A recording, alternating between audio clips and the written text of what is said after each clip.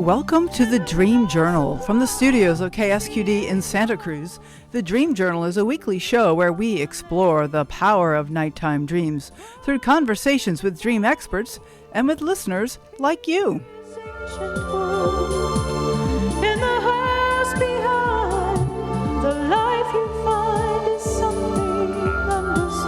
the words of Carl Jung, who looks outside dreams, looks inside awakens.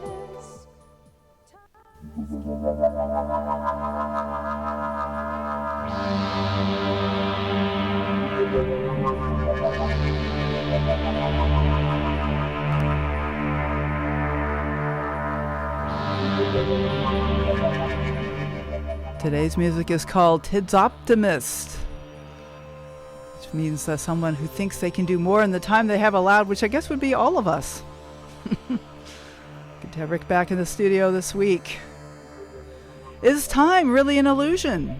Holistic trauma therapist Edith B. Kiss talks about how to release long-standing blockages so you can live a more fulfilled and joyful life.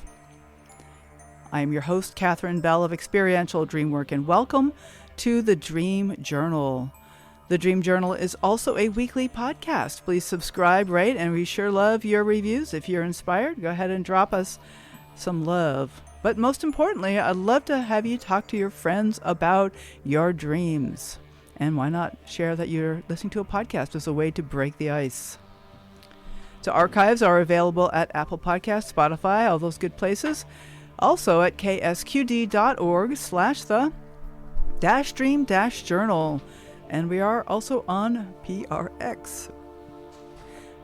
We'd love to get the Dream Journal out to some more radio stations. I'm going to start with a personal dream that I had recently. I've been mulling over. So I'm on this kind of ATV, a little four-wheel motor off-road vehicle, and I'm powering up this steep slope on the dirt, and there's dirt flying everywhere, and it gets steeper and steeper, and at the top it gets so steep that I come unglued and start to disconnect from the hill. But instead of rolling over backwards, I kind of wrangle the machine around in midair somehow, and there's like floating back down. Somehow I end up not exactly falling, but wrangling the machine, floating back down to the ground. And I've been thinking about this a lot in terms of the differences, my kinds of being, my modes of being in life. Like I have the push, push, push mode, uphill, uphill, uphill, faster. And then I have this kind of floating moments.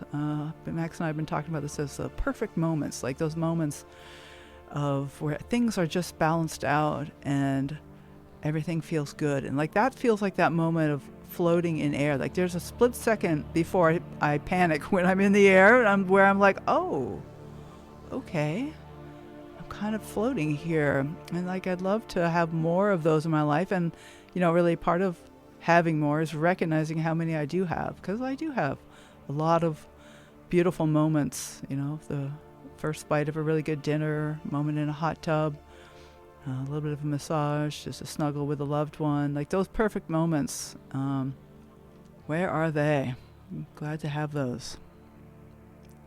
I'd like to welcome our guest, Edith Kiss. Hello, all the way from UK, I believe, right? Hi, Katarina. Hello, everybody. Yes, from London. From London. Okay. Fabulous. So good to have you on the show. Edith B. Kiss is a holistic trauma therapist and success habit coach. She's a #1 best-selling author and a humanitarian award winner. She originally was a petroleum engineer until she became a Reiki master, Sheklam healer, karma yogi, and the magical karma priestess. You can find out more about Edith at edithbkiss.com. So Edith, what is this about time being an illusion? Can you say a little more about that? What does that mean to rewrite your past? Yeah, so if you think about that, how many people is suffering from PTSD or about bad memories, and then if you have this belief that time is an illusion, that opens the door for you to actually able to go back to the past and rewrite those memories with positive emotions, or just release the negative emotions and fill the space with love and prosperity and forgiveness and just security and support. So when we are do that, then basically it's changing the whole perspective for the future as well.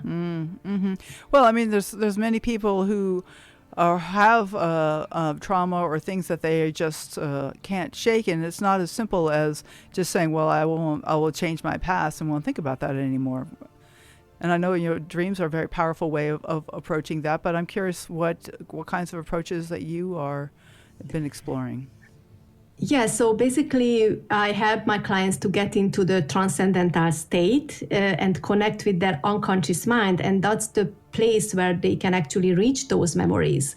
So they need to be in a specific brain waves to be able to access those memories on a deeper level because they are buried in the unconscious mind, and then release it on a profound way. So it's actually happening. The forgiveness is happening, the release is happening, and then they can experience a positive outcome.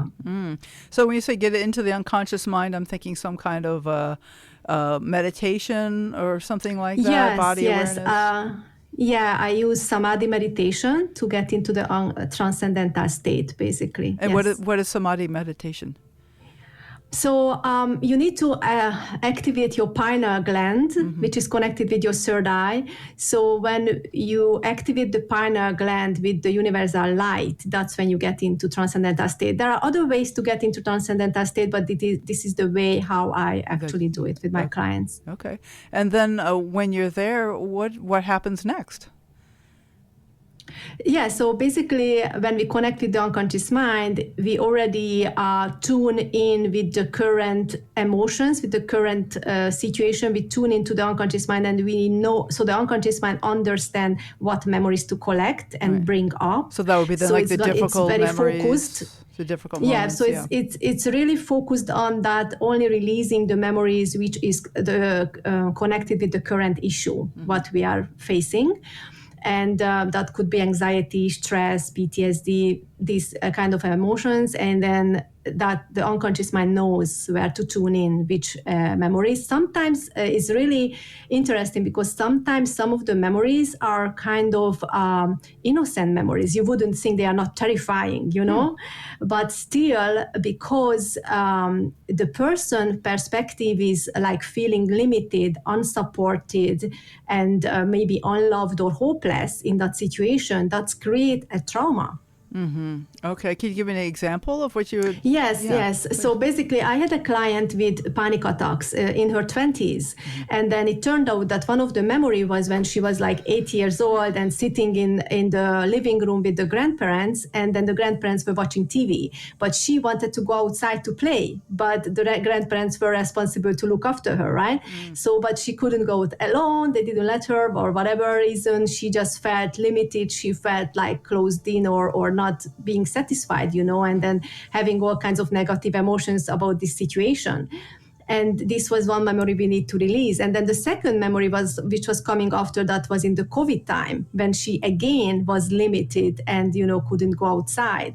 So that was like the next phase of piling up the similar emotions, which led to panic attacks later on. Okay, so you can start from a symptom for something that's happening in a person's life, and then once you're in this meditative state, see what memories come up. Is that how that works? The unconscious. So because when we're tuning into the situation, the current situation is already causing obviously some negative emotions. Yeah. So that's what the unconscious mind understand what is happening. And then we also acknowledging some body sensations during these emotions. And then we can actually ask the unconscious mind, so this is the current emotions and body sensations. What is the root? And then it's going to be focused on getting the roots for that. Okay. And then what comes next? So how do you go about rewriting the...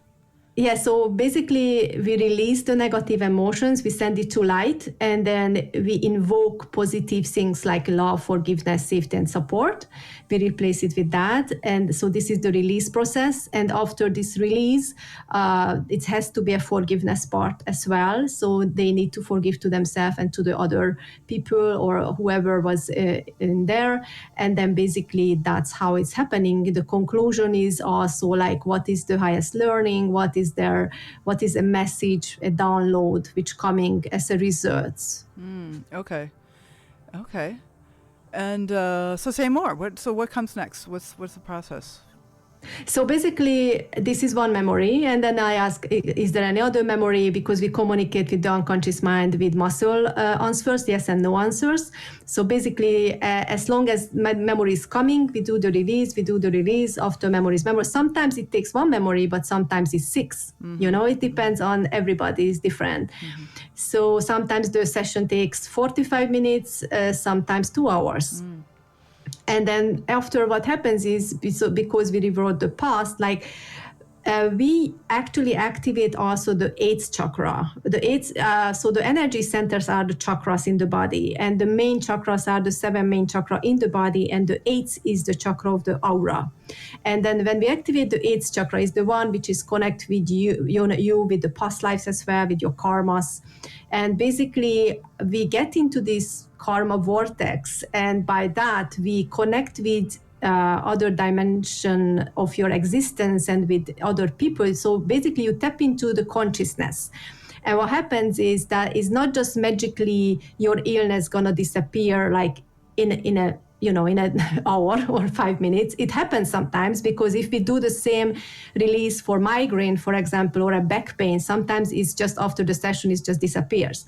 But if it's like something long lasting, something deeper, what happens is it attract to you the solution. Mm-hmm. So the solution is going to appear in certain ways. Either maybe you find a professional doctor or a professional person who can take care of the situation, because it's not always physical illness. Mm-hmm. It's not always mental health. It's sometimes relationship issues, sometimes other things, which can be also fixed like this. So it has to be an open-minded, mindset, and then look after what's next, what is coming my way, mm-hmm. what I need to say yes to. Okay. Right, and now you mentioned about I'm wondering if this brings us kind of toward the ancestor defects and like the ideas of ancestral karma. Yeah, so we actually also can suffer from ancestral karma, whatever they caused, any sins they made, like there were a lot of wars happening or other things.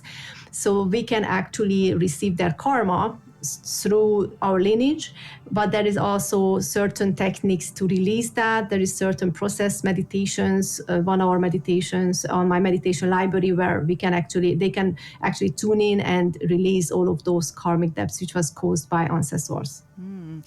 So how does this tie into dreaming? How does that relate for you? So since a child, very early age, I was always dreaming. Like every night I had adventures. So when I went to bed, it means I started a new life at night. And then in the morning I woke up, and my first thing was running to my mom and tell her oh, what an adventure I went through, Mm-hmm. And it was always fascinating for me that I asked her what you were seeing in your dreams. And then she was like, oh, a bread. And I was like, okay, what the bread was doing, or what you were doing with the bread. And she was like, nothing, it was just a bread. So it was so strange for me that other people either had no dreams or just maybe just a picture or something, and I had always very vivid dreams, very powerful experiences at night. And then I truly feel that I'm visiting parallel realities or other existence, out of this dimension, basically, because it's always what is very fascinating, that sometimes things are very similar, but you feel it's different, like the buildings, they seem similar, but the air or the way how the colors, somehow different, Buildings? So sorry, I'm not following. Yeah, the buildings, what are buildings? The buildings like houses, Oh, buildings? Like the street, on the street. Yes. Yeah. Mm. So on the street, when I'm walking around, sometimes in my dreams, they sometimes similar, but you still know that it's not where you came from, Yeah. It's still something new. And then sometimes I got lost, and then I'm like, I know I am not, I am on a new place, or it's just fascinating every night I'm having these adventures. I've always been struck by dreams where I am in a place that I know is my home, but it doesn't look anything like anywhere I've ever lived. But I know in my dream that this is my home, or, I know these things about the dreams. And so, I've often thought that has to do with something about my psyche, like I'm feeling at home. I'm learning how to feel at home. Mm-hmm. Yeah, and then there is a specific dream which was a big sign for me. It used to be a very big sign for me that I knew if I dream that, then I'm going to be really sick. And that dream was the dirty water, being in a dirty water. So basically in a lake or a river, and being in deep, like until my chest or until my waist. And then the water, if it's very dirty, like one time I remember it was so dirty, it was even dead animals in it. And then 2 days later, I got COVID for like 4 weeks. So that was really like, I remember that. But every time I had this kind of like bad, dirty water dream, I knew, okay, I need to get prepared. I need to get some ginger and lemon for home and stuff, because probably I'm going to be off for a couple of days or something. So that was a couple of years ago. Oh, okay. Well, that's like a precognitive thing or some sense of like early infection or something. So can you do these kind of processes? Like I want to go back a little bit to this trauma release process. Is that something that you can do for yourself? Like, can you personally do it for yourself? Yes, that's why it's so magical, because it's not like hypnotherapy that you another person doing it for you, but I also teach it to facilitators to help others. But sometimes clients come to me and then after they decide to do the facilitator training so they can actually do it on themselves. So it's an easy process. They learn the meditation, they learn the steps, and then they just do it on themselves. Yeah. Okay, I wonder if you could give some examples, either with your own life or some of your clients that are okay to share about some of these processes and how they were able to release their trauma. Yeah, so I had a returning infection, like like several times a year, I had this pelvic infection I was suffering from. And then I always had to go to a doctor and they gave me like antibiotics all the time. And then basically it was always returning. Mm-hmm. And then it's a sacral chakra area, so I know it's a relationship issue. It's related to relationship issues, which is supposed to be healed. So what happened is that once I got like really high fever, and then I was actually doing this session on that was actually the year when I learned this, how to do this, like a couple of months after I learned this. So I was like, okay, I need to do this release on me, source memory healing. And then as soon as I finished, then I went to the doctor, and then the doctor was so good that finally he gave me the right medicine for the right time and for the right doses, everything. So basically he cured me so well that since then, it was 6 years ago, I had no issue. So this is why I'm saying about the karma vortex, that sometimes it's not just like magically disappears, but it's bringing you the right solution to finally get rid of that situation. Okay. And do you ever work with your clients' dreams? Do you ever invite people to bring in dreams to talk about?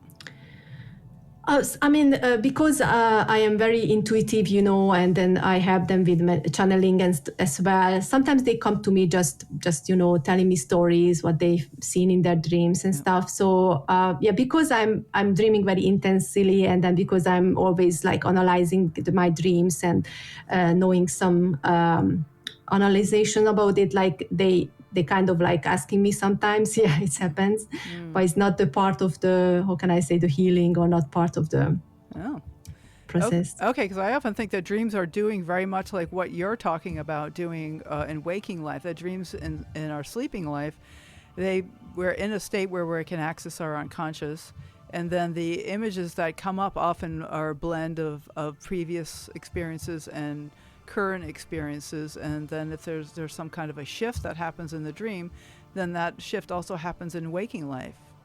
Certainly that's awesome. That's been, my experience. It's like it's very symbolic, so it needs to like analyze it properly, like why certain symbols happening, or why is it showing up, like it's probably showing a shift is gonna come. And then I also learned that most of the time it takes a couple of weeks or months when it's actually actualized in the normal life, right? Mm-hmm. Although I have a theory, and I haven't seen anyone else really say it quite like this, but my theory about dreaming is that the shift that occur in the dream, they show up in the dream because it's already starting to happen. You know? Probably behind the scene, like Yeah, behind the the scenes. person. Yes, Totally, absolutely. Yeah, absolutely. So in the energies, in the Yeah. frequencies, it's already happening. That's why it's coming up in the dream. Absolutely. Right, and so by bringing that into the dream, into consciousness, that we can enhance that process. Yeah, yeah. So I mean, I guess I'm hesitating around other dream images. You sent me like a list of dream images that you were interested in. I wonder if you want to say something about these specific images that you shared with me, or pick a few and what. Yeah, sure, absolutely. Yeah. I was wondering what was on the list. Well, there was. If you get the list in front of you, then that's fine. I don't. But there was like houses check. and pregnancy, and just there's any kind of dream buildings. You mentioned okay. buildings, like any kind of dream images, and we can also go into my dream specifically if you'd like to. That if you heard. My yeah. So basically, the rain is very specific. The rain, I know, it's most of the times it means like prosperity. When it's raining on someone. So that's which is really interesting cool. Because in waking life, rain doesn't always feel that good when you're out in it. yeah, absolutely. Like some of the dreams, that's why I think it's symbolic. So sometimes how you make it, I mean, it could represent how it makes you feel in the dream, in how you feel in the life, but it's also like just symbolic. So sometimes we need to look at the symbolics. For example, I sometimes dream lots of sweets, like sweet cakes and those kind of things. And I don't eat cakes. I completely don't eat cakes because I'm gluten-free, I'm sugar-free. So it's so funny that sometimes I'm just like, I can't eat this now because I'm in a dream. Yeah, so wish fulfillment. Really you get to have that. I've noticed very often in dreams I actually still am worried about gluten, and it's for me it has something to do with anxiety that I'm not really releasing properly because I'm still attached to it. Because in the dream I should be totally fine to eat anything you like. Yeah. Right. So I brought up the list. I have one of the lists. Yeah. You sent me 2 lists: water, stove, food, castle. Yeah, the water. Yeah, the water. Yeah, I was talking about the water. That yes, when it's dirty is illness, but when it's very clean, sometimes I dream that I am in a very clean water and I'm swimming in the so clean the water like air, And then when you're swimming in a very clear water, it means like you got clarity in situations in life. Finally you got some answers, or you gained clarity in your situation. So that can, and then because you're swimming, it means it's easing up the situation. Basically, you feel better about it. Right. Well, water is one of those symbols that's incredibly dense, like multiple layers, like horses or snakes or, that kind of thing. Is the sun can have so many different meanings here, but it might depend on the quality of the water. You mentioned your dirty water dreams where the water was letting you know that you were about to get sick. Yeah.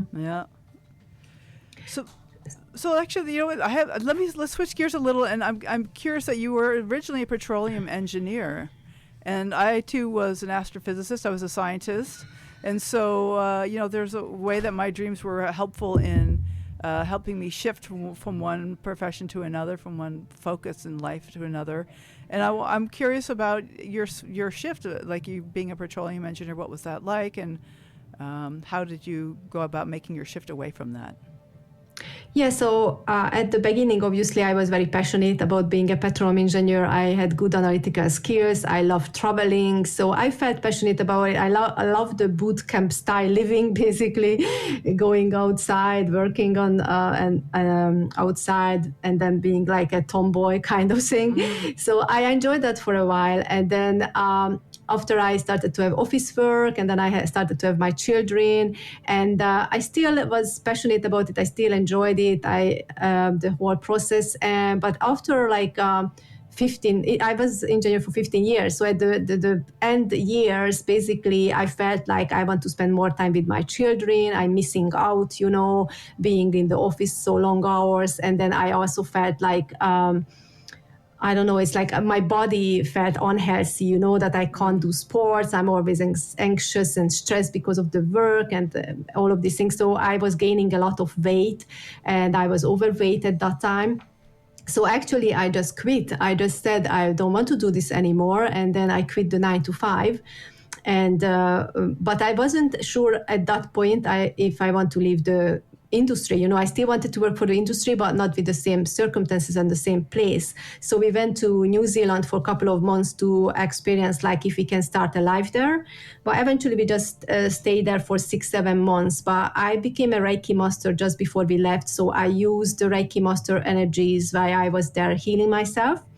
And as a result, after like 6-7 months, I suddenly started to feel that my cravings for certain food is stopping. Like I can't eat certain food, basically. Mm-hmm. And because of that sudden change, I started to lose weight. Mm. And we returned from New Zealand, and then I started to lose like 2-3 kilos at months. So in 10 months, I dropped 20 kilos. Mm. And it was like a huge shift in my life. And then at the same time was when I was a contractor engineer. So I had lots of time to explore other areas. And that's when I started to do some meditations. I started to thinking about doing meditations for others, and doing Reiki for others. So that was when the service of this energy healings and meditations came into my consciousness, and then that time was when I met with the Karma Guru, and then I started to learn about this healing, which I use for the PTSD and for anxiety and stress and other issues. And it was like amazing timing. And then so it felt like, my dream fulfilled, finally I can learn more about meditations. I can learn more about mindfulness and healing. And basically, I just felt like I need to do this as a profession. So within 5 months, I actually moved to London and established my business about it. And I was still hanging into the oil industry for a year, doing that parallel. But I felt more and more that my calling is definitely the healing and coaching. So that's basically how it happened for me. Okay. All right. So our guest today is Edith B. Kiss, and you can find out about her practice as a holistic trauma therapist at edithbkiss.com. So we are broadcast live from KSQD in Santa Cruz and co-broadcast live in San Jose by KCXU.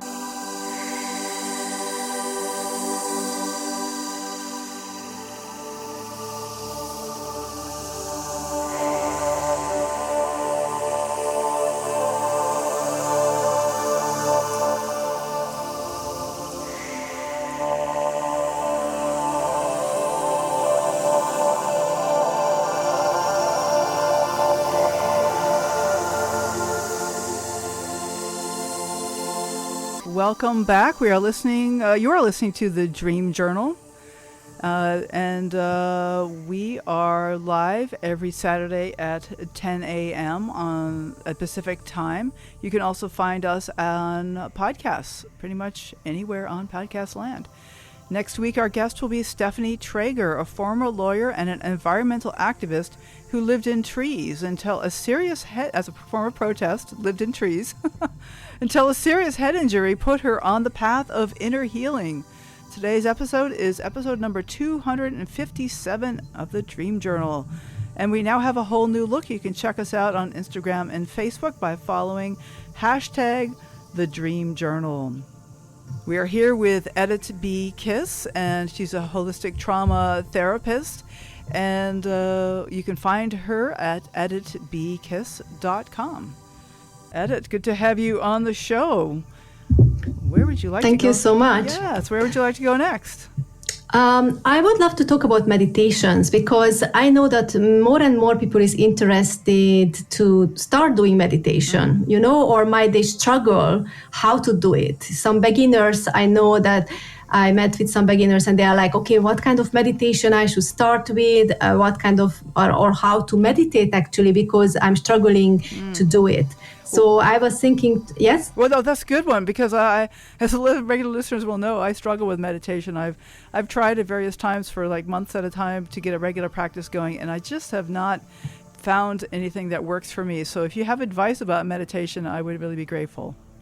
Yeah, so basically, most of the people, when they think about meditation, they're trying to just, quiet themselves, quiet their monkey mind, and focusing on their breathing, basically, focusing on their five senses. This is kind of called the observation meditation.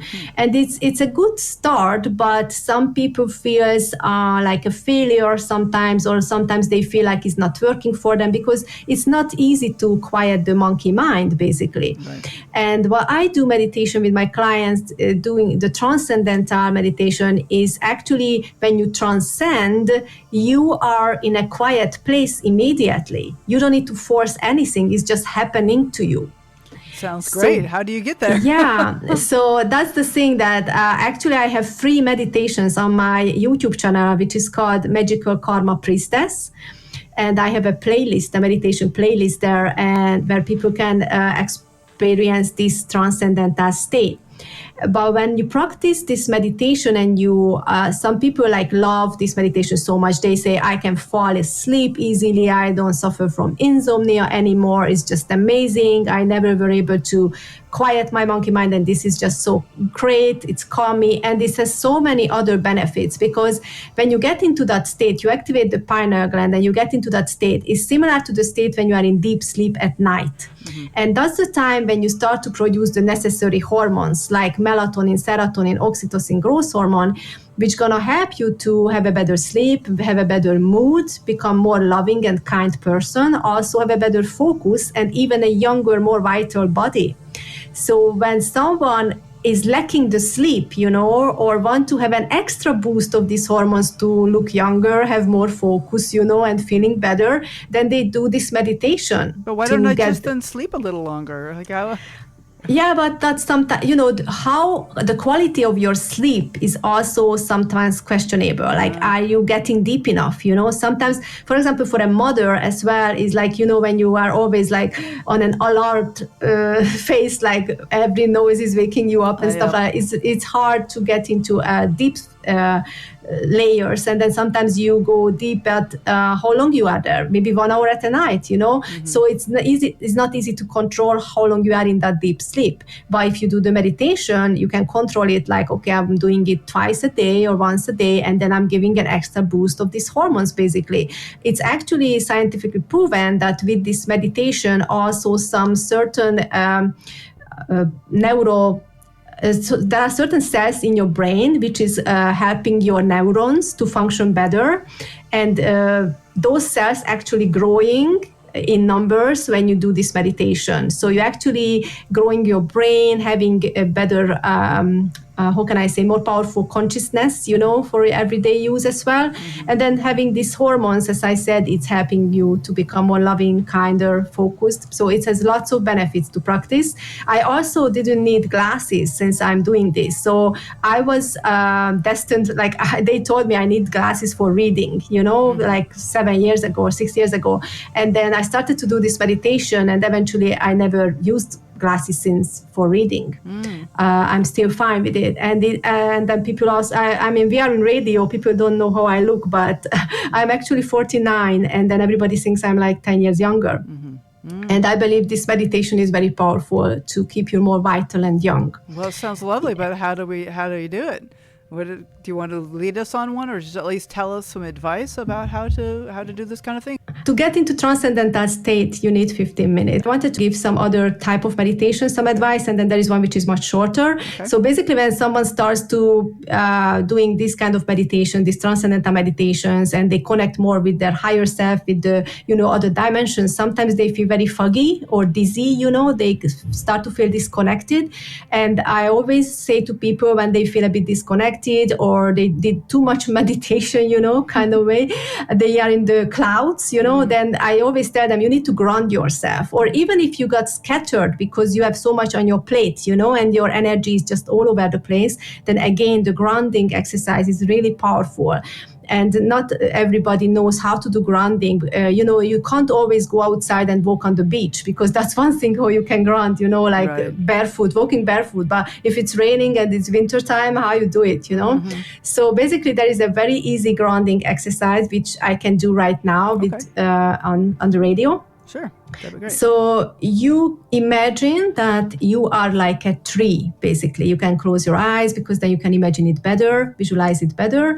So basically you visualize that from your palms, the center of your palms, and then from the center of your trunk, between your legs, and then from the sole of your feet, like thick roots are going down to the ground until reaching the center of the earth. Basically, you root yourself like the trees, but you imagine that these roots are going to the center of the earth. And when you are breathing and you're calming down, you're breathing into your belly. And then as you connect with the center of the Mother Earth, you can actually start calling in the energy from the center of the Mother Earth through these roots.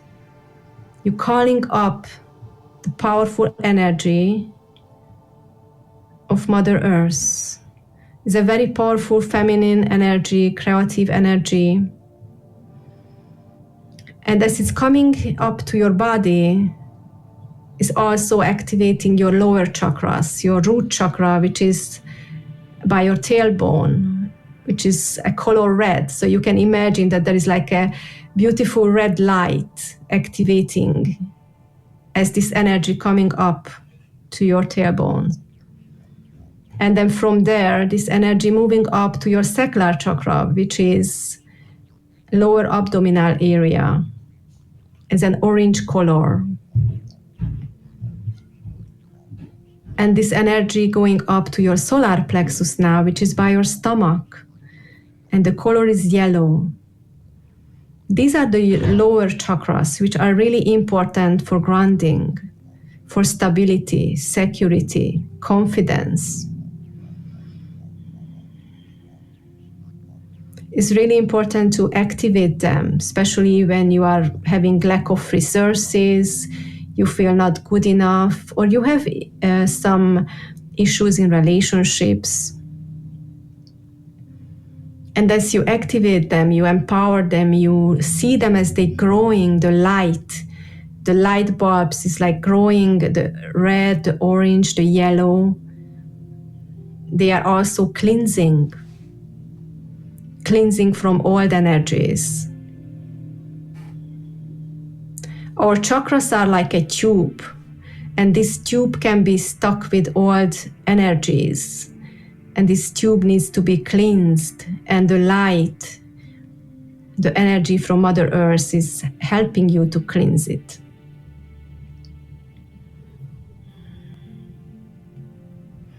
Then you can even bring up this light to your heart chakra, which is green color. It's bright green color. Filling up your heart.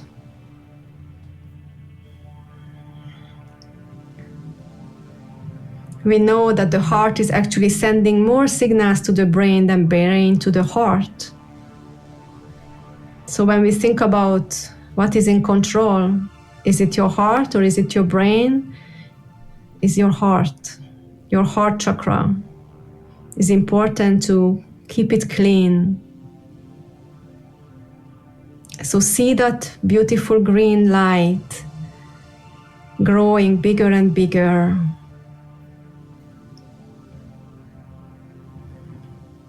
And now imagine that far, far above you, a light like a star is coming through the cosmos, coming through the solar system, entering the atmosphere of the earth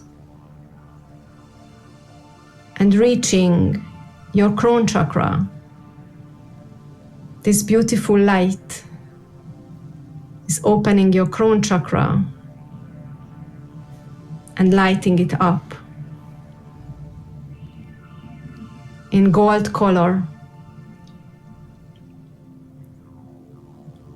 And then this light going to your third eye chakra, which is between your eyebrows.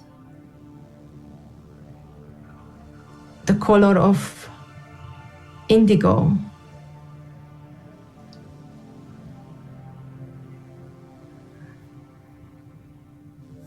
activating it, cleaning it, so you can trust your intuition more. You have less worry and less fear. Then the light goes down to your throat chakra, which is blue. Allow you to speak your truth, not being afraid of criticism and judgment. Be authentic. Be yourself. Be open.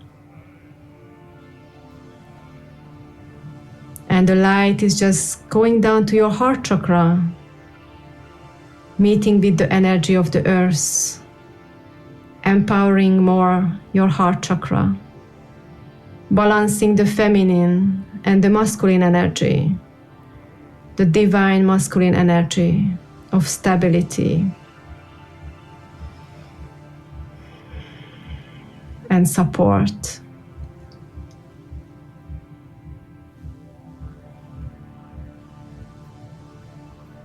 Being in this vibration is empowering you and protecting you and healing you. Now I'm going to count you back from 5 to 0 to come back to your consciousness. 5, 4, 3, 2, 1, 0. Open your eyes.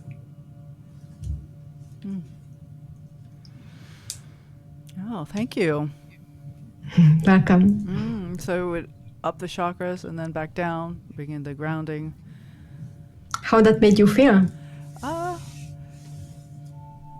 It was kind of a visual. Had like the visuals of it, but you know it is hard when there's a lot going on here in the radio station. Oh yeah, I can imagine. Yeah, but I do feel like a little more peaceful. You know, I was thinking a lot about the dream I shared at the top of the hour actually, because I'm going up very steeply, and then start to fall back down, and it reminded me a little bit of what your process you did of climbing up through the chakras and then coming back down through them. Yeah, it's a good exercise for beginners, and it's also good exercise for just calm yourself, you know, and center yourself basically when you are in a busy schedule, and it takes a short period of time basically. Okay, good. And so how, like, what kind of structure do you recommend about meditation? Like how frequently, or what have you found to be beneficial with yourself and your people you work with? I definitely recommend daily meditation. But if someone is like, there is a saying that if you don't have 20 minutes to meditate a day, then you really need to start meditating a day, you know? So, because that means like something is not healthy for you, you know, the environment or whatever you do. So basically once a day is really recommended. Most of my clients, they actually meditate twice a day. In the morning and in the evening, because they say that it helps them to fall asleep and have a better sleep. I actually, personally, I love meditating in the morning, but I do sometimes several kinds of meditations, you know, like one after the other, because I feel like some of them are different, you know, for different things. So there is a different intention with different meditations, basically. Okay. Depends what you're looking for. Yeah. Like this is a grounding meditation, but I do the samadhi meditation. I also do other activations, other meditations for, like also there is a visualization meditation to manifest. So there are different ways. There is the meditation which I mentioned about ancestral karma release, which is in my meditation library. So those kind of things. Maybe you'd like to talk a little bit more about the ancestral karma release, like what. Maybe give some examples of things that you've done. Yeah, there are like that's one of the meditation is like 1 hour long. It's really going into details in any kinds of karma what is possible, and those can be, you know, from abortion to the, I don't know, like even being disrespectful or being like saying some lies or even killing or being jealous or doing a sexual misconduct, these are also a type of karmas, negative karmas basically, and then this can be all inherited. So these needs to be all cleared. So as I said, it's an 1 hour long, so there are like several karma which is released in that meditation. And it helps a lot to liberate the lineage, the whole lineage, not just when you're working on these deep things, like when you're working on your traumas, but when you're also working on these ancestral karmas and your own karma, basically you're not just healing yourself, it's always connected with your soul family. Mm-hmm. So you start healing your whole soul family, your family members, without they doing anything basically, because it's happening on a spiritual, on a soul level. But you realize after you're doing this for a couple of times, you realize that they start to change as well. I got clients who come to me frustrated, like, I don't like how my father is treating me, my mother, or I don't like how is the dynamic with my parents. But I always tell them that you can't control them. You can't go and tell your opinion how they should live their life, because it's disrespectful. But if you start doing the healing things, then basically they will change. And that's what happened. Like after we did like the 1 month incubator with this client, after she came back to me and said like, oh, you can't imagine, my father becomes so much different now and it's so cool. And, it was just so amazing to hear this feedback. I do often think that the personal work that we do in this life is healing our lineage and hopefully our future. Hopefully this is going to lead us toward a better future. Yes, absolutely. Yes. Mm-hmm. So what else, Edith? What else would you like to say in the last few minutes of the show? What would you like to share? I just finished actually this afternoon. I had an event about mindfulness. And then I always love to explain mindfulness to people because we want to control everything, and then when we cannot control, we got frustrated, and then when our expectations are not met, then we got disappointed, and then that's what causing a lot of turmoil, right? Mm-hmm.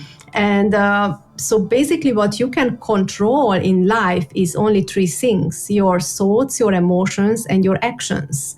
And the rest is you cannot control. You can't control the weather, the people around you, your environment, So basically you can set boundaries, you can distract yourself from certain things which you feel toxic.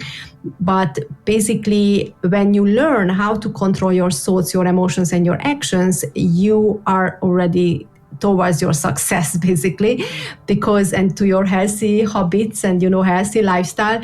Because what causing you the illnesses or what causing you mental issues is most of the time your thoughts. Mm-hmm. Most of the people get triggered not by outside things, they triggering themselves through negative thinking. They creating assumptions, they creating stories about future, they projecting the future in a negative way, and then that start to fear them, worry them, sometimes without any foundation of that reality, Mm-hmm. And then if they learn that, okay, I shouldn't doubt myself, I shouldn't came up with this assumption, I haven't even asked those people like if it's really gonna happen or if it's really true, why I am making this assumption. So when they start to have a conscious thinking about and analyzing themselves, and they start stopping themselves to think negatively, and they more in the trust and belief and positive thinking, they're going to attract also more positive things into their life.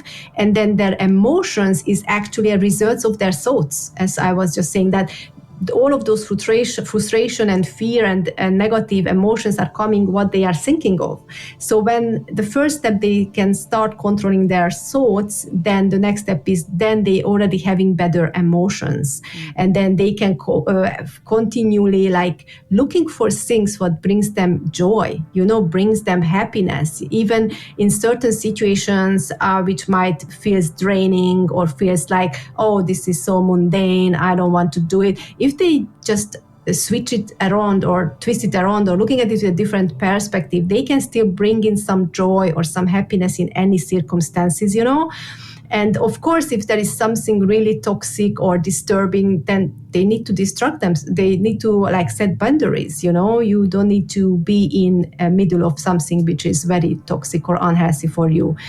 and the actions are coming from the thoughts and emotions. Sometimes people are acting on their emotions, I mean, most of the time.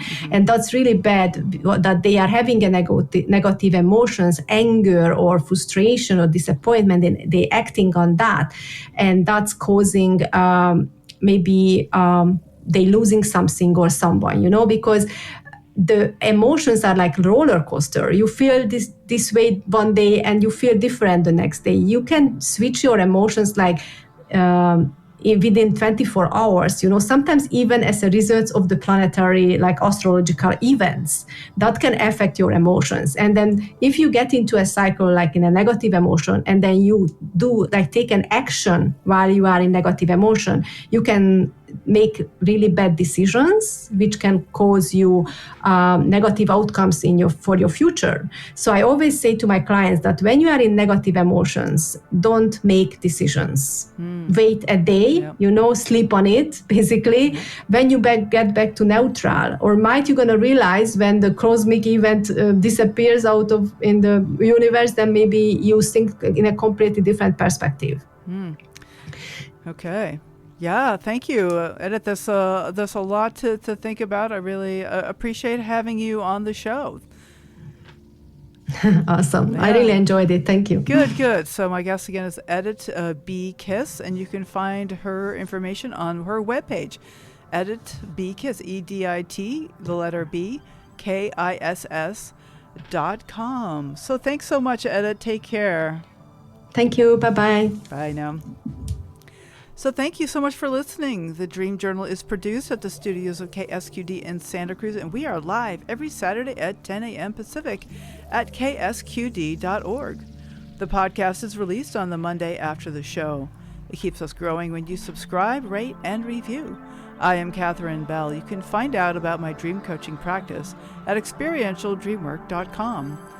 Email me at catherine@ksqd.org, KATHERINE@ksqd.org. You can also follow Experiential Dreamwork at #TheDreamJournal on Facebook and Instagram to find out about upcoming shows, plus shareables and more inspiring dream information. I'd like to thank Rick Kleffel, engineer and music creator, Max Deaton for manning the phones. The intro and outro pieces are both by Mood Science. Tomorrow morning when you wake up, take a minute to write down your dream and bring it to the next Dream Journal. Okay. I had an old thought in the old town, waking up, feeling down, was what I learned in the old school. Is there's no